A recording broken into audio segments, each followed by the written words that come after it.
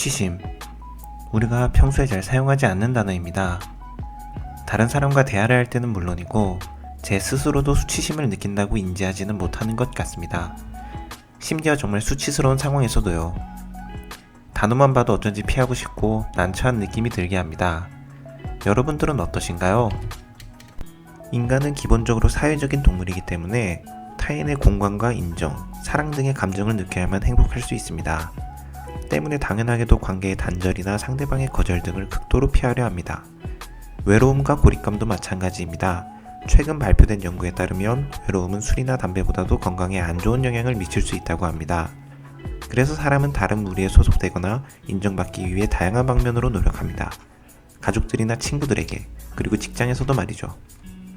그러나 문제는 이렇습니다. 수치심은 타인과의 비교를 통해 느끼는 경우가 많기 때문에 만약 우리의 마음이 잘못된 목표를 설정하고 있다면 스스로 어떤 노력이나 성과를 거두는지와 무관하게 수치스러움을 느낄 수 있다는 것입니다. 심지어 대단한 사회적 성공이나 명예를 가졌을지라도요. 이번에 소개해드릴 책 마음 가면에서 이런 상황이 가장 잘 나타나고 있는 예시로는 육아를 꼽을 수 있습니다. 결혼을 하고 아이가 없으면 왜 아이가 없냐 하고, 아이가 하나면 왜 둘을 낳지 않냐 하고, 둘인데 나이 차이가 많으면 무슨 생각으로 그랬냐 하고, 아이가 있는데 일을 하면 아이는 어쩌냐 하고, 일을 하지 않으면 자녀에게 모범이 되는 모습을 보여야 하지 않냐고 세상은 질문합니다. 엄마로서 완벽해야 한다는 주변의 기대와 완벽해지기를 원하는 자신의 기대가 그 기대에 부응하지 못하고 있는 자신을 수치스럽게 만들어버립니다. 반면 남자들은 남자다움이라는 말에 구속되기 마련입니다. 경제적인 능력, 가족의 부양부터 축구 경기에서 실책하는 것, 두려움을 느끼는 것, 약해 보이는 것 등등 소위 남자답지 못한 모습을 보이지 않기 위해 노력합니다. 하지만 모든 일을 완벽하게 처리하는 것은 남자 여자를 떠나 그 어떤 사람에게도 불가능한 목표입니다. 수치심은 정말 위험한 감정입니다. 수치심은 사람으로 하여금 자신도 모르는 사이 다른 사람에게 상처를 주거나 스스로를 불행에 빠지도록 만들기 때문입니다. 우리 마음도 그걸 알아서 수치심을 느끼지 않기 위해 다양한 형태로 자신에게 갑옷을 입힙니다. 저자는 크게 3가지 갑옷의 형태를 소개합니다. 첫째는 기쁨 차단하기, 둘째는 강박적 완벽주의, 셋째로는 감정 마비시키기입니다. 이 갑옷들은 비록 수치심에서 우리를 잠시 숨겨주지만 더 큰 대가를 치르도록 만드는 것들입니다.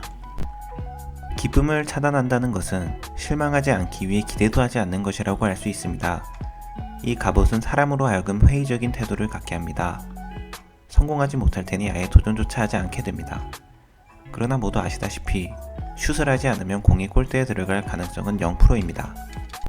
강박적 완벽주의란 최고가 되기 위해 열심히 노력하는 것이 아니라 남에게 인정받기 위한 완벽을 추구하는 것입니다. 건전한 노력은 어떻게 해야 나에게 좋을까를 고민하지만 강박적 완벽주의는 사람들이 나를 어떻게 생각할지를 고민하게 합니다.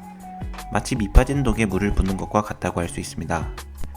마지막으로 감정을 마비시킨다는 것은 술이나 음식, 장시간 노동 등을 위안 삼아 수치심을 망각하는 것입니다. 물론 정도에 따라 잊혀지는 수치심도 있겠지만 근본적인 해결책이 되지 않는 것은 마찬가지입니다. 여기서 중요한 것은 무엇을 하느냐가 아니라 그 일을 왜 하고 있느냐입니다. 이 3가지 외에도 성공 아니면 실패라는 극단적인 가치관, 다른 사람에게 자신의 모든 것을 이야기하는 태도 등의 형태도 책에는 소개되어 있습니다. 수치심은 보편적인 감정이라고 합니다. 마치 배고픔이나 피곤처럼 사람이라면 누구나 수치심을 느낄 수밖에 없다는 뜻입니다. 애초에 수치심을 피할 수 없기에 우리는 수치심에 대항하는 능력을 키워야 한다고 저자는 주장합니다. 수치심을 극복하는 가장 좋은 대처법은 공감받는 것입니다. 자신 스스로의 감정과 생각을 다른 사람에게 인정받아 자신만 이런 감정을 느끼는 것이 아니라는 것을 깨닫게 되면 수치심은 금세 사라져버립니다. 그러나 이렇게 하기 위해선 역설적으로 스스로 부끄러운 감정이나 행동을 타인에게 보여주어야 합니다. 내 행동에 대해 상대방이 어떻게 반응할 것인지 불확실한 상태를 감수하고 말이죠. 불확실성을 감안하고도 타인에게 자신의 부족한 부분을 말할 수 있으려면 우선 자신의 가치관이 올바르게 서 있어야 하고 또 그걸 유지하기 위해 노력해야 합니다. 세상에 완벽한 사람은 없다는 것과 스스로의 취약성을 인정해야 합니다. 그리고 그것을 자책하는 것이 아니라 스스로를 먼저 보듬어주고 아껴주어야 합니다. 저자는 인간이 스스로를 사랑하는 것 이상으로 타인을 사랑할 수 없다고 이야기합니다. 즉 스스로를 아끼고 사랑할 줄 알아야 타인에게도 그런 것을 베풀 수 있다는 말입니다. 세상에 완벽한 것은 없고 완벽해야만 사랑받을 자격이 주어지는 것도 아닙니다. 우리는 우리가 누구인지 제대로 이해하지도 못한 채 누군가가 되어야 한다는 이야기를 들으며 자란 경우가 많습니다. 브레네 브라운의 강연과 책이 이토록 인기가 있는 것은 어쩌면 당연한 이야기일지도 모르겠습니다. 책을 읽는 내내 마음이 찜찜했습니다. 저 스스로도 공감이 되는 이야기가 참 많았기 때문입니다. 부끄럽지만 돌아보면 저도 스스로를 지나치게 몰아세우고 자책하는 편이었던 것 같습니다. 아직까진 조금 오글거리는 것도 사실이지만 스스로를 아껴주기 위한 노력을 해보려 합니다. 그리고 그 감정들을 가장 가까운 사람들과 나눠보고자 합니다. 어쩌면 우리에게 가장 필요한 사람들은 보통 팔만 뻗으면 있는 가장 가까운 사람들 아닐까 생각해 봅니다.